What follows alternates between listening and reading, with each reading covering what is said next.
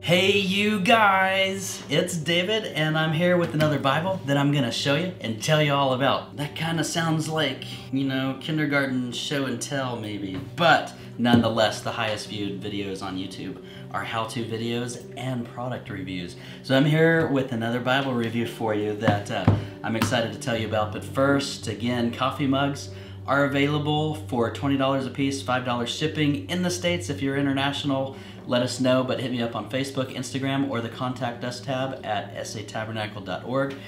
And then I'm wearing my FAI shirt. They didn't ask me to do this. I just love these guys. So if you didn't see their latest documentary, Sheep Among Wolves, Volume 2, go check that out. Check out Volume 1. Watch all their stuff. They're amazing. They're doing amazing work in the Middle East. The movie Frontier gives you a full scope of really who they are in their heart. And I will warn you, Sheep Among Wolves, Volume 2, has some things in there that might sound offensive on the front end, but I would encourage you to slow down and think through these things and discuss these things with individuals. If you hear something that's like, whoa, just consider it, because they're laboring on the front lines and they might have something to say to the church in the West. I had to do the same thing. I love these guys and I got to meet them last year in Israel. I've always enjoyed their documentaries, and this last movie even kind of pushed me back on my heels on some things, and I had to really think through and work through some of these things that they're presenting in the film. But it is a wonderful documentary and film nonetheless. So check that out. You can find their channel at FAI Studios. They didn't ask me to do that, but I wanted to just give them a shout out because I love those guys like crazy. Alright, so let's get to the Bible review. I have before me the New Illustrated Bible of Jerusalem. Thank you to Lockman for providing the review copy for this guy. It's done by a different publishing house, and I'm kind of embarrassed. Like, I don't know how to pronounce this right. It's Sacralion Publishing House, something like that. But anyway, it's still available at Lockman's website. I've always enjoyed the concept of an illustrated Bible, but for the most part they're all in King James. And as much as I love King James, I have plenty of King James Bibles.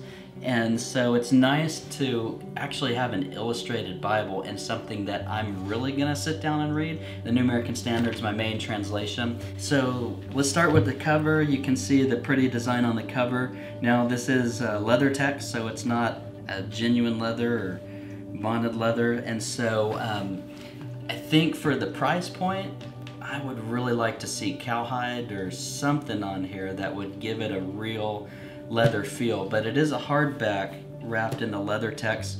And then you can see, instead of ribbons, I would call these cords, which honestly, I'm not gonna change the ribbons. I kind of like the look of just having these cords hanging in there, so I'm not even gonna mess with that. I kind of enjoy the look. It's a unique look, and I think it fits with the style of the Bible. Anyway, when we open this thing up is when we really get into what I absolutely love about this Bible, is the paper.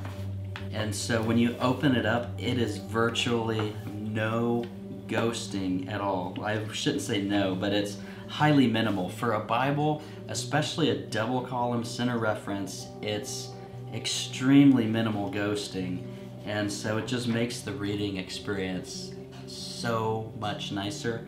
And I know it would take markings and stuff, but I'm not gonna mark in this one. I'm gonna keep this one clean. I just really like the paper in this. If the typesetting looks familiar to you, then it's because it's basically a dressed up version of the large print ultra thin that Lockman puts out, that also is used in the Allen New American Standard readers. And so they've got a little bit more bells and whistles on the page. I like the dark center column to just distinguish the columns from one another.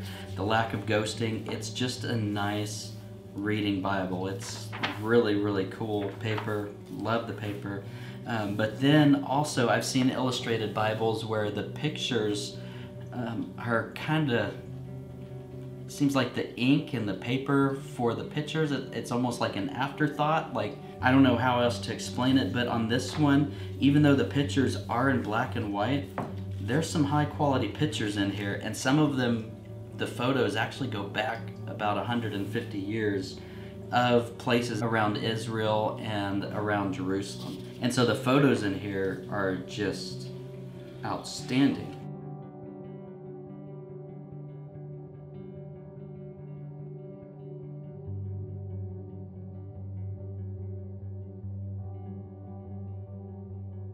And again, because the bleed through is minimal, the ghosting is really not an issue in the illustration. So whoever put this edition together as far as the text block, they really thought through what would be quality. The paper in here, the printing, like everything is just beautiful. The text doesn't run too far into the gutter, even for a big Bible, which is a big deal. Usually the bigger they get, then you have words running into the gutter.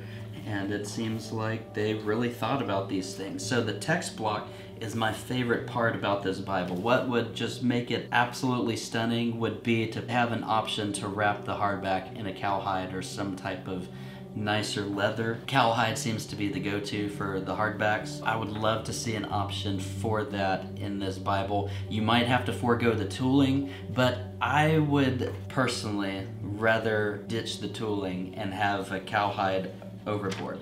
But because this text block is so amazing, it would be a really good option for rebind. It is a big Bible, but I really like the concept of it.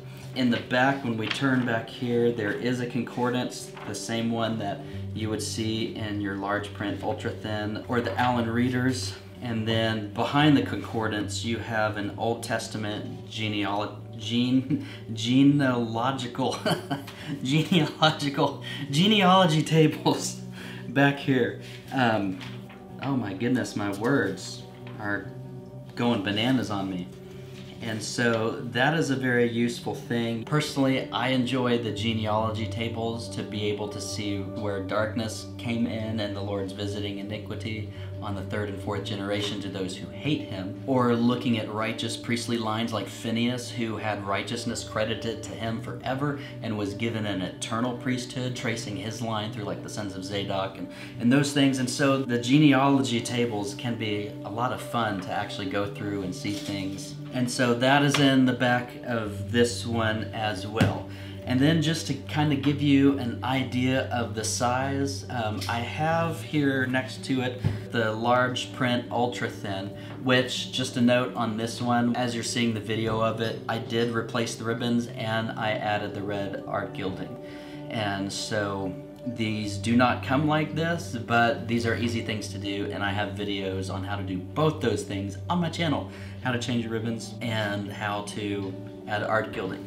But anyway, here first we'll just look at the size difference. So you can see the footprint is about the same. You'd expect that because it's the same typeface but a little bit more dressed up, as we saw. And then we'll open these guys up and you'll be able to see the difference between the ghosting and the pages that I was talking about. Oh, and I love these cream color pages too. They're just so nice. I love everything about this paper, and the typesetting is just a beautiful thing.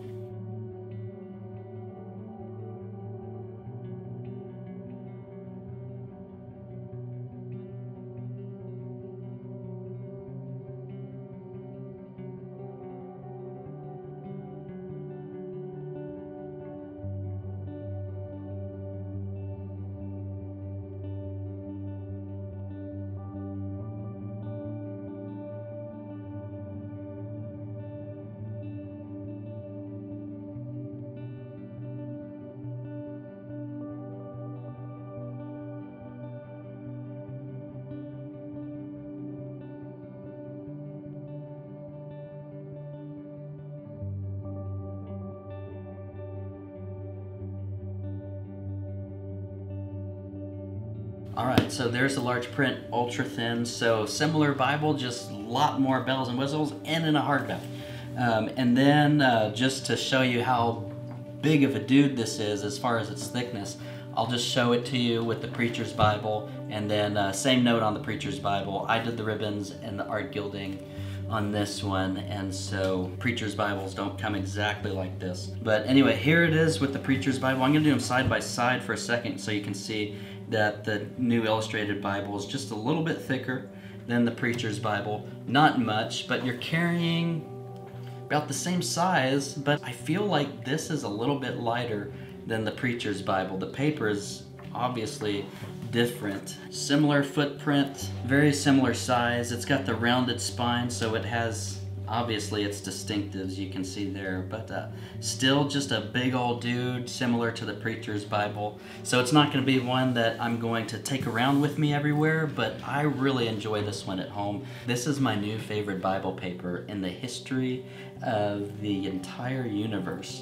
So thank you again to Lockman for sending this one to me. I've enjoyed it in the last couple weeks. Again, I would trade the leather text and even the stamping for a cowhide option would be my only critique. I even like the cords and how the ribbons were done, but again, the text block is what makes this edition shine. So that's my review. Thank you guys for watching, and if you like the music playing underneath this channel, you can purchase it at forloveoftheword.bandcamp.com.